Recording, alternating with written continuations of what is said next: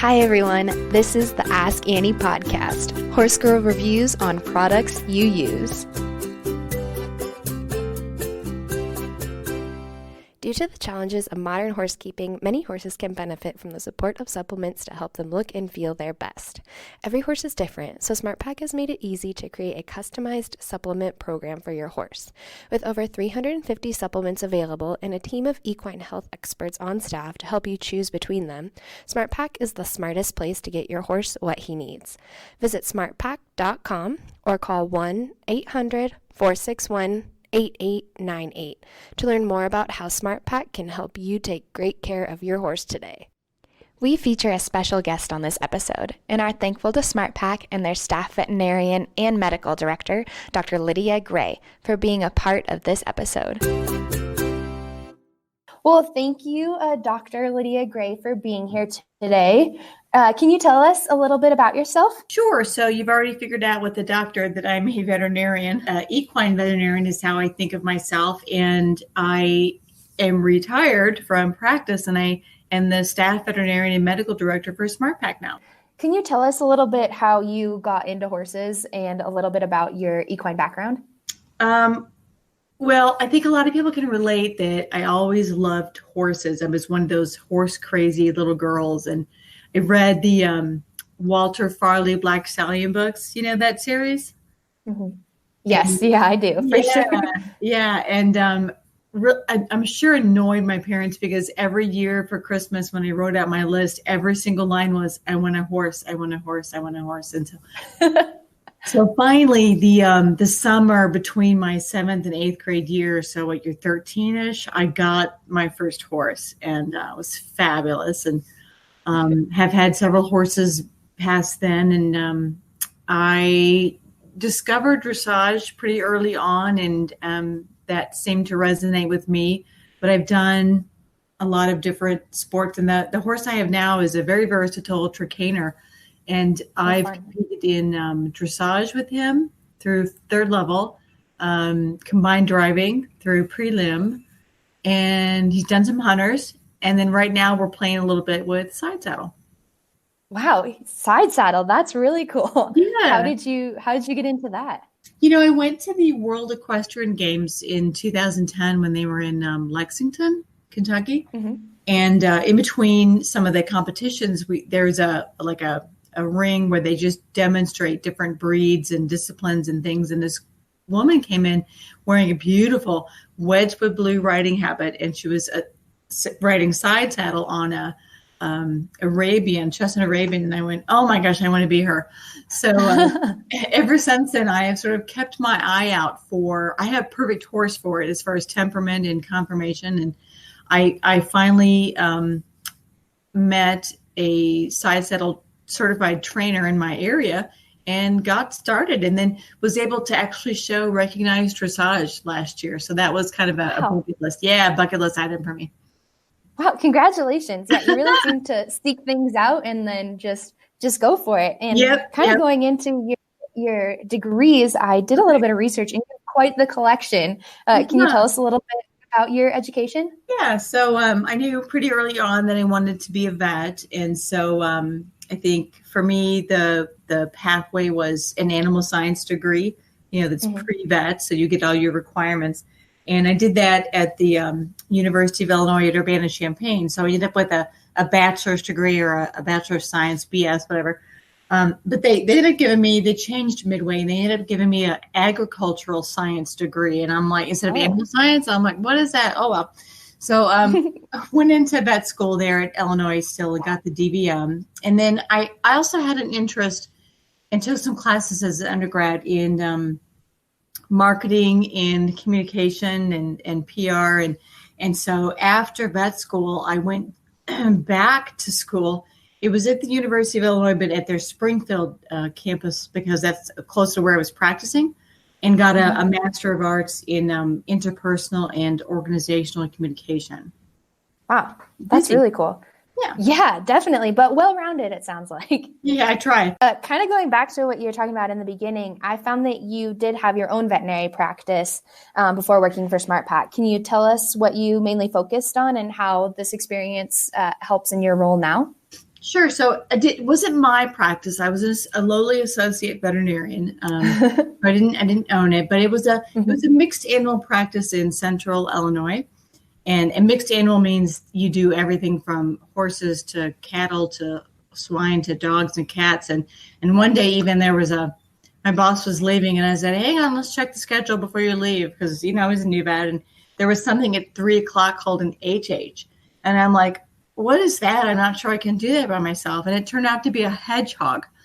Oh my gosh. Yeah. And in mixed animal practice, you see everything. But I was the main or only equine vet. And so I slowly built up that clientele over the years. They had some, but that's what I wanted to do. So I got equipment and training and just hit that hard. And so what was tough about it was that since I was the only one, it was me 24/7. So we'd work all day and then you get emergency calls. And in this time I was trying to get my master's degree and also doing some work at the University of Illinois as a coordinator. So it was challenging. And it's one of those things where, you can't even go see a movie because your pager goes off, or you'll be in the grocery store and I don't think people realize that, you fill your cart up with stuff and then your pager goes off. So I think I probably abandoned a lot of carts of groceries. And then you asked how it prepared me for the SmartPak job. Yes. I think practicing, I think every veterinarian, no matter what they want to do in the long run, should practice and get a feel for that. But while I was there, I wasn't busy enough, I also redesigned their logo and their brochures, and I hosted client education events. And that's something I'm still really involved with today at SmartPak. Yeah, that sounds so interesting. And kind of going into the next question, you were also the American Association of Equine Practitioners Director of Owner Education. Right. So how did that role come about? It sounds like a pretty perfect fit after doing what you were doing for the private practice. Right. So I was in practice, and I think it started with the dean of the vet school at Illinois saw me at an event, and he's like, "Hey, you want to come back and work for me?" Sure. So I took on a role. It wasn't full-time, clearly. It wasn't even half-time, but it was just a program coordinator of something called the Executive Veterinary Program. So it was 3 days every other month. We would bring vets on campus and we would teach them a variety of business and communication and marketing and even personal development skills. And while I was doing that, I was involved in committees and councils and task forces for AAEP and also for AVMA. That's the American Veterinary Medical Association. And the executive director of AAP, Gary Carpenter, he said, "Hey, when are you going to come work for me?"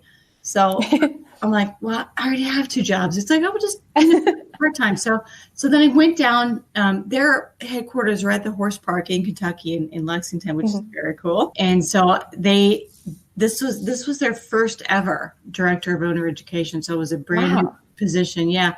And, I built a standalone website for horse owners, and that's now been rolled into their vet member website. I wrote horse health articles, something I did even back in my vet school days. It's how I paid to go to school. I kept doing that client education event stuff. So there was a horseman's day at the big vet convention that I ran. And then also I was involved in member services and student programs. So also well-rounded. Yeah, definitely. And how does that help your role at SmartPak again today? Well, so one of the things that I spend a lot of my time at is marketing or communicating to veterinarians and making sure they know everything that SmartPak has to offer them and their clients. And one of them is we sponsor client education events at veterinary clinics. So if a vet clinic, they call up and they say, "Hey, I'm having 200 clients over for an open house. Can you provide some giveaways or some brochures, say on colic-care?" Then sure, we send them stuff and help them put on a nice, fun event for their clients. Yeah, so really help to educate horse owners on Exactly. health things. Yeah, because they'll have a couple lectures, and one of the lectures might be on colic, which ties in nicely if they can then hand out a brochure on our colic surgery reimbursement program. How did you end up moving from there to SmartPak? So after AAP, I was executive director at the Hoofed Animal Humane Society, which, as you can guess, is a horse rescue. And there I gained experience in all sorts of new things, through grant writing, fundraising, humane investigation. I lobbied at the state and federal levels, coordinated volunteers. Yeah. And I became familiar with SmartPak because we would rescue or impound a lot of older horses with joint issues. And so they would go on a joint supplement. And then I saw a post by SmartPak. I don't even remember where it was. They were looking for a veterinarian to be on staff. And so I called and started interviewing. And I remember one of the key people that I interviewed with early on was one of the founders, Paul Gisselt. And after speaking with me a while, he went, I think you might be genetically engineered for this position. So, because of my background in writing articles and putting on educational events, and I had a big network of veterinarians. I had lots of people in different disciplines that I knew. So it was a really, really good fit. Yeah, and you're also a reputable and trusted source, so people really understand what you're saying. Exactly, and I'm a rider and a driver too. So I get what horse owners are dealing with.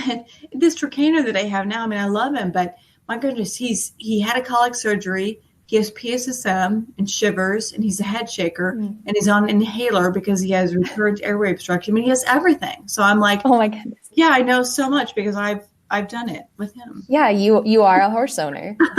So what does your normal day at SmartPak entail?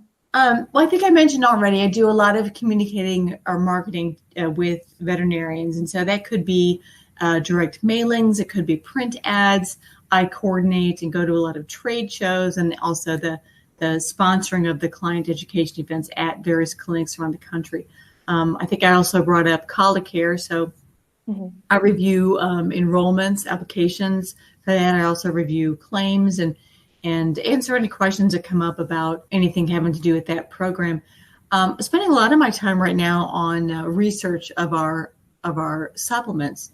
So I'm finishing, and so some studies I do myself, but more of them I coordinate with an investigator at a university. So right now we're finishing up one with a ingredient supplier.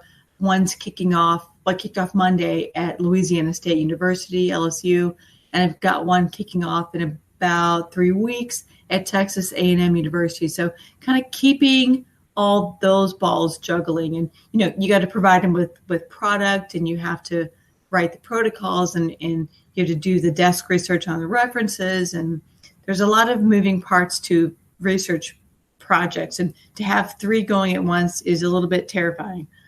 Yeah, that's incredible, and all to make a better product for the everyday horse owner. Yeah, and just to show people that the product that we're providing is, we have some excellent published research on our Smart Gut Ultra product, which is for stomach health. And it was actually presented at the AAEP annual convention. So it got in front of a lot of veterinarians. And so now when a veterinarian is dealing with the horse with, say, stomach issues, they'll prescribe a pharmaceutical and say, I think, based on this research, at the same time, you should probably add this gastric health supplement. They seemed to work nicely together to get your horse's stomach where we want it. A couple other things I do is, if you've been on the website, I generate a lot of content. So I will write articles.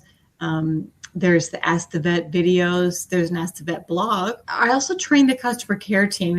We have a world-class customer service team that answers the phones, and they'll email, they'll click to chat. You can contact them in a variety of ways for whatever help you need. But before they ever go on the phone, they get a lot of training in equine health and nutrition. And then they get what I would call as a veterinarian CE, or continuing education. So we don't stop when they go on the phones and say, okay, good luck. But we continue to provide them with information about our products, about horse health in general, and how they should be fed, and also about the other products, the other brands that we sell. So they're very knowledgeable about anything that you might want to purchase from us. Yeah, and like you said, that CE, making sure that they're staying up to date on everything and all the research that you're doing to make sure the customer gets the best product for their situation. Exactly. Yep. Yeah.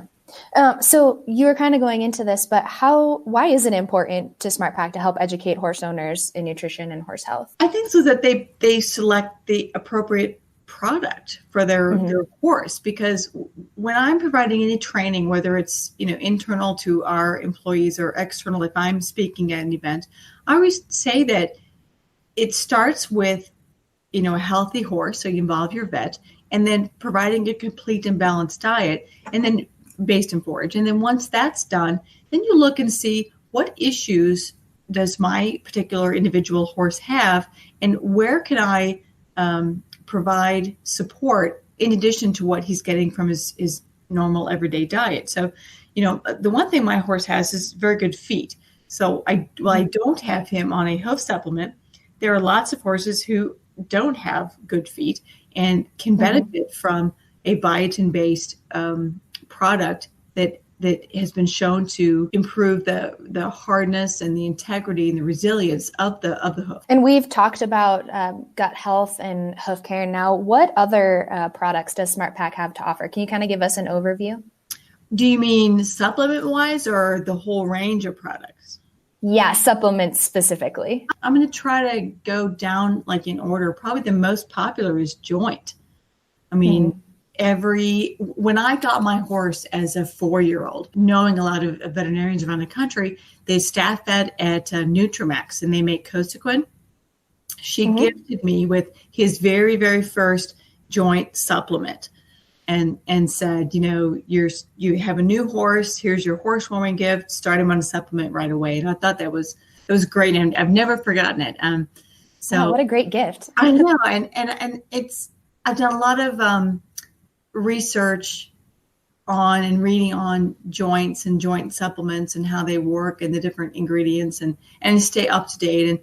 And I really do believe that putting a horse on a joint supplement early on is sort of the best medicine. If you can get those components and those building blocks of normal, healthy joint tissue, the cartilage and the fluid and that in there available to use as needed, because the problems in joints are like a daily wear and tear sort of thing. Sure, trauma can happen, but it's really a lifetime of use. And so let's get them the support they need from the get-go. Yeah, help him be the best that he can be. Yeah, so we talked about joint and hoof and gastric support. And in conjunction with Colicare is hindgut support. So we divide the horse's digestive system of the massive thing that it is into the foregut, which is the stomach and small intestine, and the hindgut, which is the large intestine, the colon and cecum. And so there's different ingredients that work to maintain health in each of those areas. And so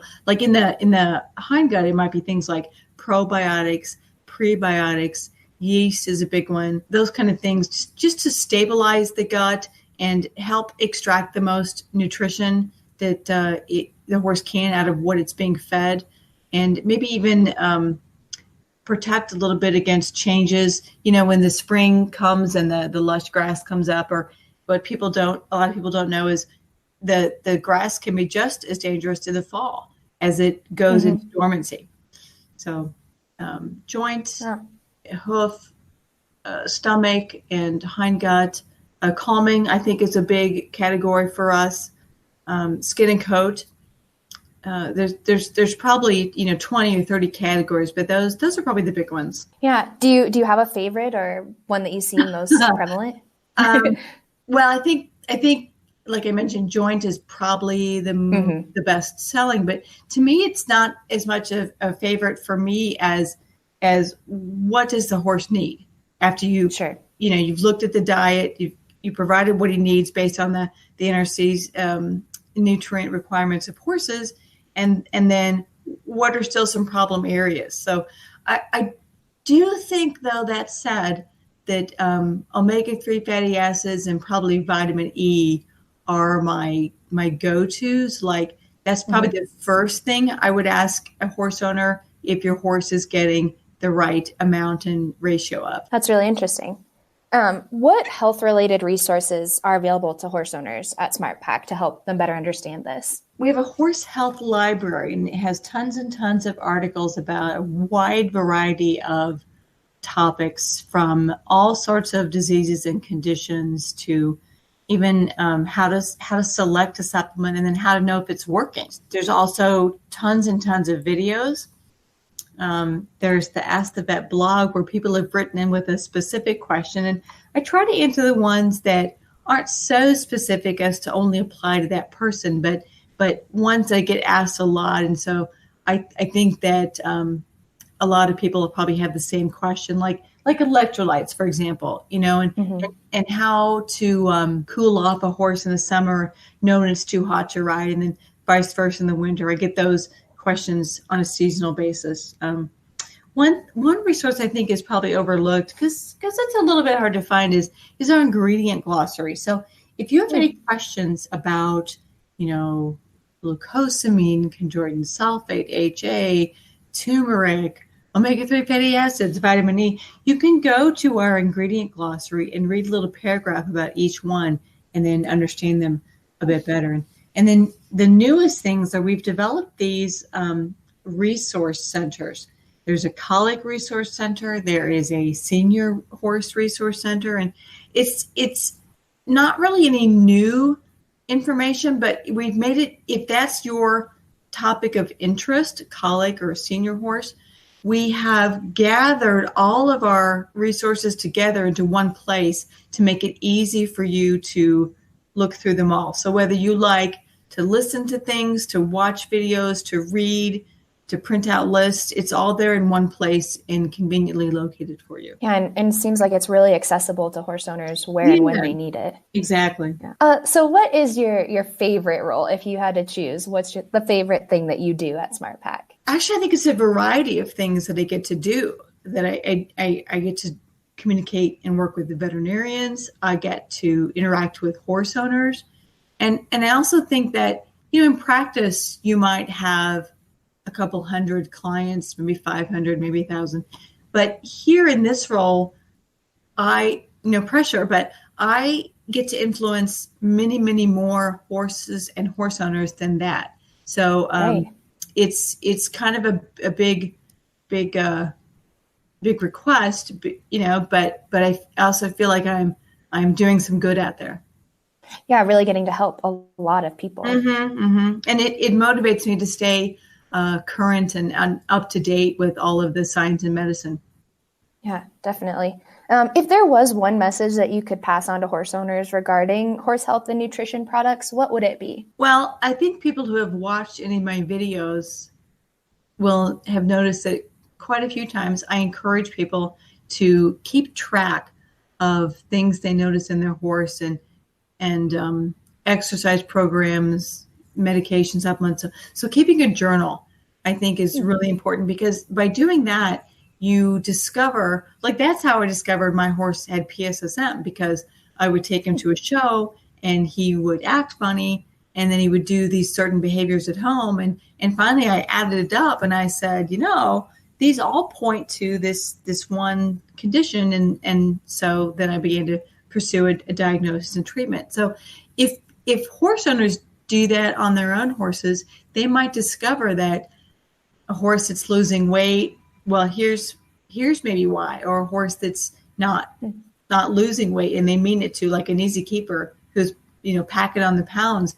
Maybe if you look in your journal, you'll find that you, for whatever reason, had to back off your exercise, and then they started gaining weight because of that. So I think keeping track of things and observing your horse closely is probably the best piece of advice I can share. Yeah, that's really beneficial. I think I might start one, actually.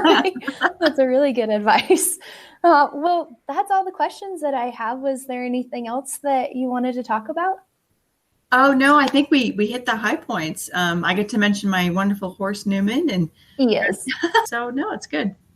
Awesome. Well, thank you, Lydia. I really appreciate you being on the podcast and talking to us. Thanks for tuning in. Learn more about the Ask Annie podcast by following us on Facebook and Instagram at Ask Annie Podcast. Have a suggestion for a product you'd like me to use in an upcoming episode? Email me at askanniepodcast@gmail.com or leave a comment on any of our social media pages. Find even more Ask Annie episodes anywhere you listen to podcasts, including Spotify, Apple Podcasts, YouTube, and many more. The Ask Annie podcast is a production of the Equine Podcast Network, an entity of Active Interest Media and the Equine Network.